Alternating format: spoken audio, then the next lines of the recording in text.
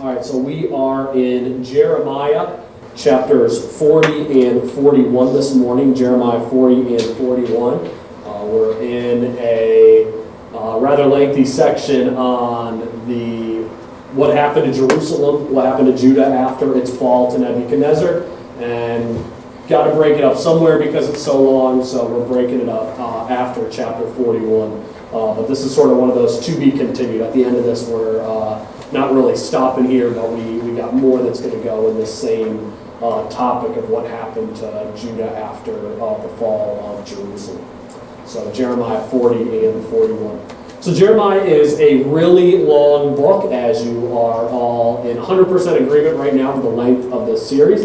But this is the one place in the book of Jeremiah where I am dying for more details. I want these couple of chapters to be even longer, because probably the most fascinating and intriguing time in the nation of Judah during Jeremiah's life was most likely what Judah was like right after the fall of Jerusalem. Because based upon the actions of the characters in this chapter, it seems fairly clear that no one has any idea what's going on. No one has any idea how to respond to the end of the reign of the kings of David and this new rulership under Nebuchadnezzar. Who do you trust? Who do you keep at arm's length? Nobody knows anything about anything.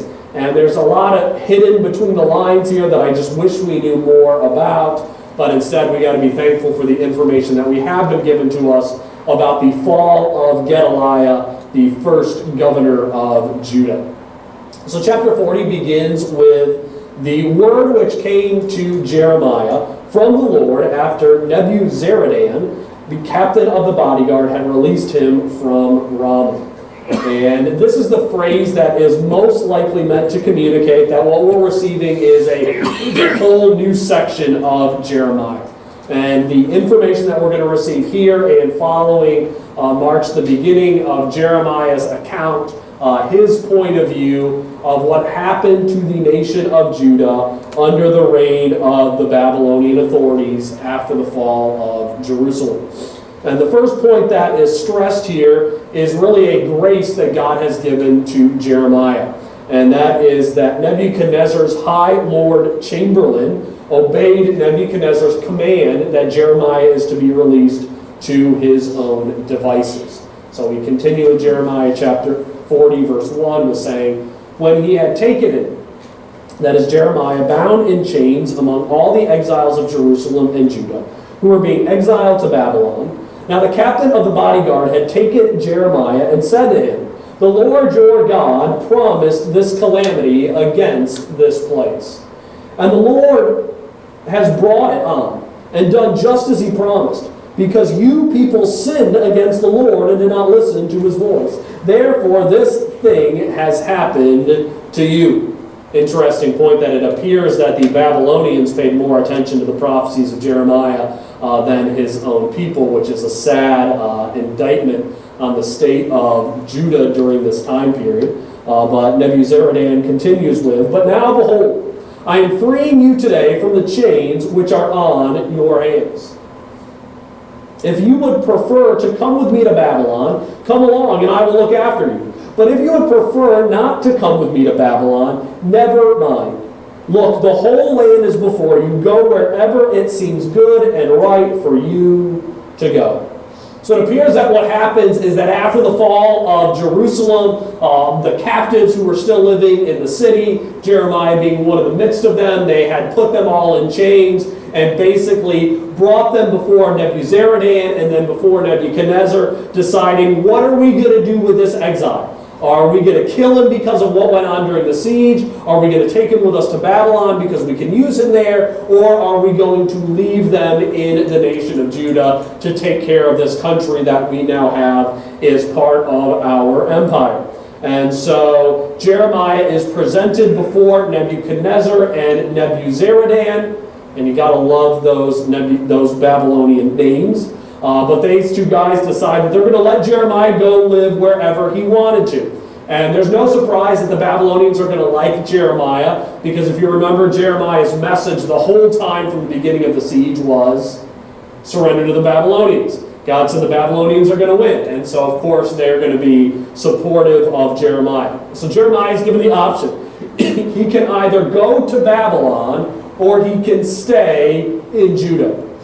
And one of the most, and again, I said the story is filled with questions that I would love to have answered. And the biggest question is, why didn't Jeremiah go to Babylon?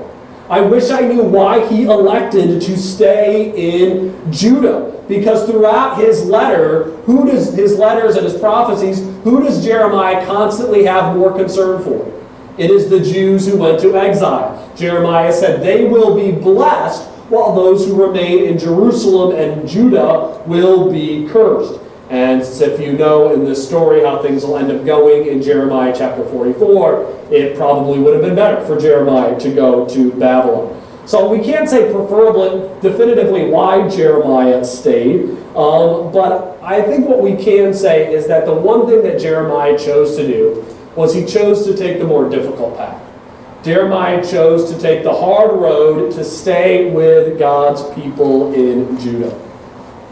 It reminds me of several of the stories I read in the book that I just recently finished yesterday called Live Not by Lies. And that book is about what America can learn from those who have resisted the Soviet Union in the 20th century. And one of the things I found interesting in reading Live Not by Lies is that there were several Christians who were imprisoned by the Soviet Union. And when it was time for them to let them go, the Soviet Union actually said, "We will send you to America. We will send you to the West. We don't want you in the Soviet Union because we don't want you to cause more problems." And these people, instead of going to America, instead of going to countries in the West, they said, "No, we're gonna stay. We're going to remain with our people," even though a lot of them would end up being arrested again and killed for their faith. They chose to stay under the tyranny to help the other people who were under the tyranny. And I wonder if maybe something like this was happening for Jeremiah. He knew that there were such needs in the nation of Judah, such depravity, such lawlessness and sin, that Jeremiah decided, I'm going to help. I'm going to remain and I'm going to stay. We can't say that's specifically why he stayed, but it is intriguing that he did. So then we read in verse 6 of Jeremiah chapter 40, "Then Jeremiah went to Mizpah, to Gedaliah, the son of Ahikam, and stayed with him among the people who were left in the land." So we read Jeremiah went to stay with Gedaliah, who had been appointed as the governor over Judah by the Chaldeans. And it's no surprise that Jeremiah said, the person I'm going to be close to, the person I'm going to be aligned with, is the one that the Babylonians had established as authority. Because if we need to remember, what we just saw at the beginning of this chapter, the Babylonians loved Jeremiah. They were all about Jeremiah. They were all about his prophetic ministry, because for years Jeremiah had been saying, the Babylonians are going to win. Surrender to the Babylonians. And this, interestingly enough, is where we're going to leave Jeremiah for the rest of the morning. Jeremiah encamped alongside Gedaliah, living with the governor, depending upon him for safety. But sadly, poor Gedaliah. He turns out that he is not the racehorse that you want to bet all your money on in order to win the purse. And let's read about the sad fall of Gedaliah starting in Jeremiah 40, verse 7. "Now all the commanders of the forces that were in the field, they and their men, heard that the king of Babylon had appointed Gedaliah, the son of Ahikam, over the land, and that he had put him in charge of the men, the women, and children, those of the poorest of the land who had not been exiled to Babylon." Now, in order to understand what verse 7 is saying, we need to imagine for a moment what life would have been like in Judah during the 18-month siege of Nebuchadnezzar, and then what it would have been like after Nebuchadnezzar left. Because during that time period when Nebuchadnezzar had taken his army and had surrounded Jerusalem and was encamped around that city for a year and a half, during that time period, the majority of Judah's forces, their military, would have been hiding behind the walls of Jerusalem. But there would have been many other troops who would have been scattered all around the nation of Judah. These small pockets of resistant forces.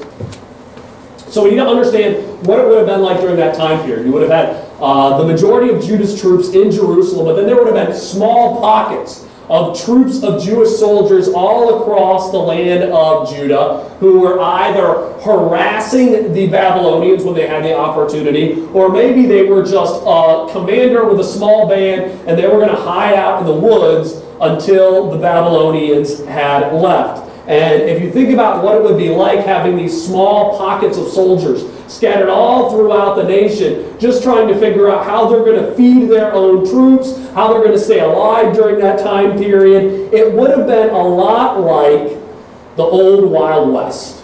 It would have been a land with sheriffs and lonemen and bandits wandering across a relatively wild, lawless land. And the big question that no one could have answered at this point among these troops scattered throughout the land is, who is the John Waynes? Who are the heroes, the good guys that you can trust, and who are the Lee Marvins? Who are the villains who are opposing the heroes that you don't want anywhere near you? You don't know who's going to be good, who's going to be supportive, and who's going to use this time of lawlessness in order to oppress and attack and weaken the nation of Judah. So all of these commanders, all of these soldiers, they start gathering around Gedaliah. And in the midst of them is one character who's going to become rather infamous.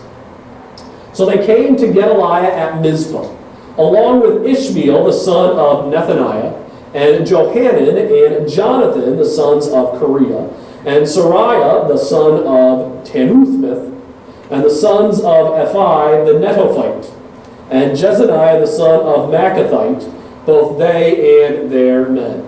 And so the first one that is mentioned in the midst of that list of names that I all just butchered is Ishmael. Now, Ishmael has a famous name, but he is not a son of the famous Ishmael we know from Genesis. But Ishmael is an Ammonite. He is a descendant of Ammon. That is Judah's annoying adversary to the east, right on the other side of the Jordan River. And at first we read that when these troops come into Gedaliah, things initially are going really well for Gedaliah and his little coalition. We read that in verses 12 and 13. Then all the Jews returned from all the places to which they had been driven away and came to the land of Judah, to Gedaliah at Mizpah, and gathered in wine and summer fruit in great abundance. Now Johanan, the son of Kareah, and all the commanders of the forces that were in the field came to Gedaliah at Mizpah. And we need to understand that in these two verses, God is being extraordinarily gracious and giving abundant blessing to the people of Judah. Because verses like we read in verses 12 and 13 should not happen after an invading army has a siege upon your land. Because if you think about it, what haven't the people of Judah been able to do for the last year and a half? They haven't been able to farm. They haven't been able to care for their crops. They haven't been able to make sure that everything is growing well and farming the land. And then on top of that, not only would they not be able to care for their own land, but what would the invading army have been doing to their land and their crops? They probably would have been doing one of two things. One, they just would have been marching all over it and through it. Who cares what I'm going to destroy and cut down and burn? And then second, if there are good crops, what else are you going to be doing if you're in the invading army?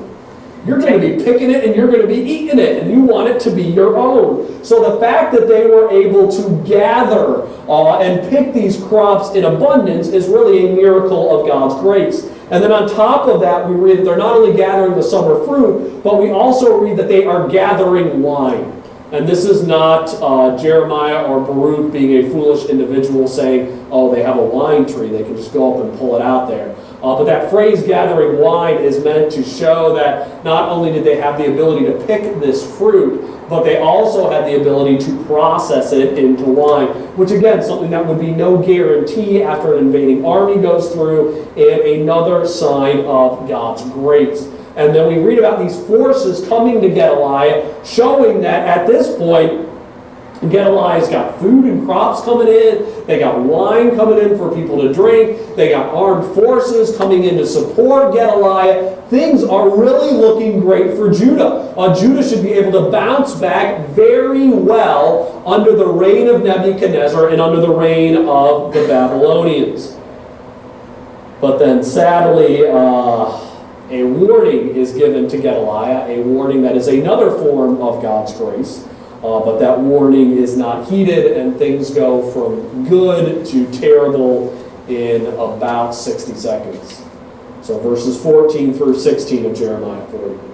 And Johanan said to him, that is to Gedaliah, "Are you well aware that Balas, the king of the sons of Ammon, has sent Ishmael, the son of Nethaniah, to take your life?" But Gedaliah, the son of Ahikam, did not believe them. Then Johanan, the son of Kareah, said to Gedaliah in Mizpah, saying, "Let me go and kill Ishmael, the son of Nethaniah, and not a man will know. Why should he take your life, so that all the Jews who are gathered to you would be scattered, and the remnant of Judah would perish?" But Gedaliah, the son of Ahikam, said to Johanan, the son of Kareah, "Do not do this thing, for you are telling a lie about Ishmael." So God is being very good to Gedaliah. God is being very good to the Jews. He is warning them of a snake in the grass that is right around them. God is so wonderfully merciful to his people. But sadly, don't we all too often reject the wisdom that is given to us by God's people that comes in an hour of our need? And he ignores the wisdom and the advice that he has given. Gedaliah will not accept the truth about Ishmael. And if you might wonder, why doesn't he believe that Ishmael is out to get him? Why doesn't he think this Ammonite might want to take him out and weaken Judah? Well, the answer to why Gedaliah might be insistent upon trusting Ishmael, the answer to that might be found way back in Jeremiah chapter 27. Back in Jeremiah chapter 27, we have one of the more famous illustrations of Jeremiah. Jeremiah shows up with a yoke on his shoulder. He shows up in order to picture the coming subjugation of the Jews under Babylon. But as I mentioned when we were at that chapter, one of the keys to that illustration is that this is the only time that Jeremiah had a major illustration that wasn't directed straightly at the Jews. But this was directed at all of the nations surrounding Judah, specifically because it appears in Jeremiah chapter 27 that a coalition had been formed. They had formed a coalition with the nation of Judah and the surrounding nations around them. And one of the nations that had made an alliance, that had made a coalition with the Jews, was none other than the nation of Ammon. So we read in Jeremiah 27:3, "And send word to the king of Edom, to the king of Moab, to the king of the sons of Ammon, to the king of Tyre, to the king of Sidon, by the messengers who come to Jerusalem, to Zedekiah, king of Judah." So from Gedaliah's perspective, why shouldn't he trust Ishmael? Because they were just in an alliance with the Ammonites against the Babylonians. They had been together against this singular enemy. But things can change rather quickly in a time of war. I think one of the more interesting things trying to go through history with my kids and marching through the story of the world at a rather rapid pace that you do for elementary kids is how often you'll find that two nations are aligned together during the one generation, and then the following generation, those same two nations are at each other's throats. You know, you read about our history with Britain. And initially, all of our wars were against Britain. And now, who did we end up allying with so often following the War of 1812, which is Great Britain? So things change quickly at a time of war. And Ishmael goes from being an ally with Judah to being her enemy. And we need to try to get into Ishmael's mind a little bit to figure out what his motivation might be. And I think Ishmael was probably motivated by one of two things in what he does from Gedaliah, and we're going to finalize on one that it seems like is his goal. Gedaliah might just be interested in weakening Judah. A weak Judah would allow for a stronger Ammon. Because if the Ammonites know that they can raid Judah at any point during harvest season, and there'll be no local militia, no governors to fight back against the raiding bands of the Ammonites, well, they can not only eat off their own crops in Ammon, but they can steal all the crops in Judah. So a weak Judah means for a more prosperous Ammon. But also there could have been a possibility that maybe the Ammonites were looking to conquer Judah. To put the nation of Judah underneath Ammonite control, which I think is not very likely, because if the nation of Ammon all of a sudden took the nation of Israel, and made it part of Ammon, what would all of a sudden the nation of Ammon look like to the Babylonians? Well, here's a big threat that we need to worry about, and we need to go in and wipe out the Ammonites again. And so I think most likely they were probably just looking to weaken the Jews. So here is how Ishmael will end up weakening the Jews, and that is by crippling this vassal state of Babylon. So Jeremiah 41, 1 through 10 says, "In the 7th month, Ishmael the son of Nethaniah, the son of Eliasham, of the royal family and one of the chief officers of the king, along with 10 men." So all he needs is 10 men to cause all this chaos. "He came to Mizpah, to Gedaliah, the son of Ahikam, while they were eating bread together in Mizpah. Ishmael, the son of Nethaniah, and the 10 men who were with him, arose and struck down Gedaliah, the son of Ahikam, the son of Shaphan, with the sword, and put to death the one whom the king of Babylon had appointed over the land. Ishmael also struck down all the Jews who were with him, that is, with Gedaliah at Mizpah, and the Chaldeans who were found there, the men of war. Now it happened on the next day, after the killing of Gedaliah, when no one knew about it, that 80 men came from Shechem, from Shiloh, and from Samaria, with their beards shaved off, and their clothes torn, and their bodies gashed, having grain offerings and incense in their hands to bring to the house of the Lord.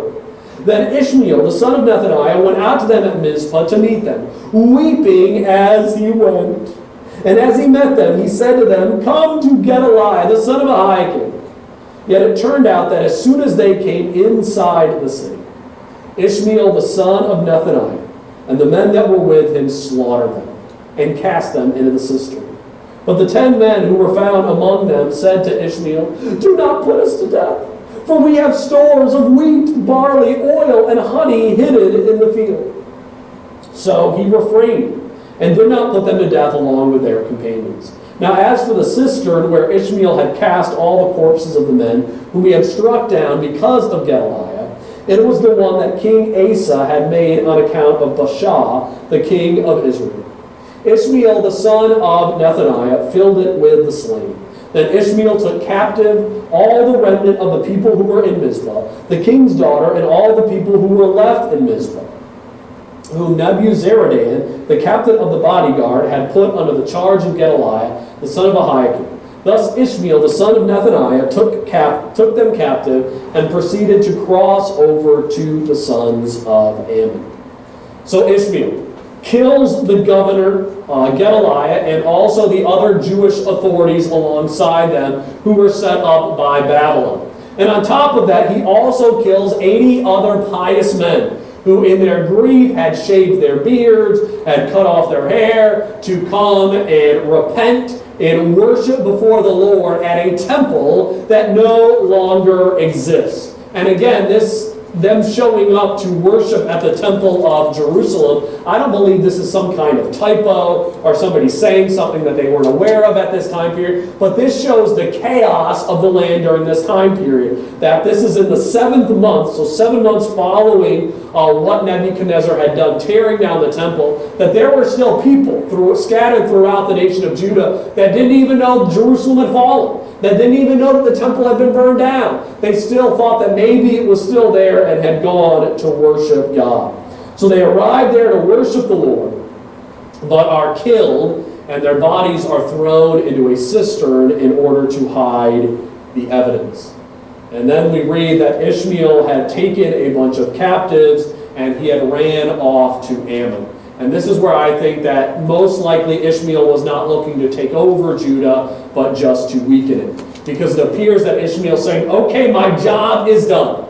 I've weakened Judah. They no longer have a central government. Their governor has been killed. The leaders of the nation have been killed. I also have a bunch of slaves that I can now sell in Ammon. So I'm going to take my slaves and I'm going to run off to the nation of Ammon. And we see that who are the slaves that Ishmael got? The slaves were the people who had been entrusted to the care of Gedaliah. And where was Jeremiah living during this time period? But Jeremiah was living under the care of Gedaliah. So although he is not mentioned, we need to assume, based upon the evidence that we have, that one of the slaves that Ishmael takes is Jeremiah the prophet. So Jeremiah is taken captive as a slave, although he is not named. He is being taken off to the nation of Ammon.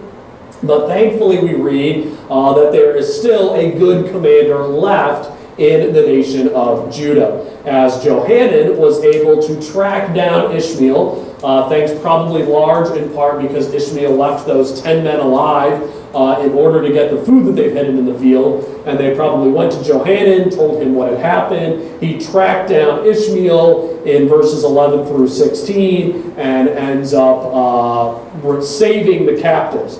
While he isn't able to kill Ishmael, he's able to track down those who had been kidnapped and rescue them, and showing us again that in these really dark times for Judah, when things are as bad as they could be, first Jerusalem falls, and it appears that they're probably going to be starving to death in the land. But no, God has food that he has hidden and made available for his people after the Babylonians leave. It looks like Gedaliah is going to be setting up a good government for them, but then Gedaliah dies and is murdered, and even in the midst of Gedaliah's murder, when a large portion of Jews are going to be taking off to being slaves in Ammon, God still delivers his own. God still does not abandon his people. So what we see a lot in these chapters, although it's sort of a Wild West situation, things are about as chaotic as it could be. If you probably had one small portion of the Bible that would make it to a really interesting movie, this 2 chapters probably would. But thankfully, the Jews in Jerusalem are saved. And that leads us to the final 2 verses here in verses 17 and 18, which say, and they went and stayed in... Wait, hold on. Okay, so here's Jeremiah 41, 17 to 18. And they went and stayed in Geruth Chimham, which is beside Bethlehem, in order to proceed into Egypt. Because of the Chaldeans, for they were afraid of them, since Ishmael the son of Nethaniah had struck down Gedaliah, the son of Jehoiakim, whom the king of Babylon had appointed over the land. So the whole point of these 2 chapters is they are meant to prepare us for the erratic behavior of the Jews that we're going to see in the next 3 chapters next week.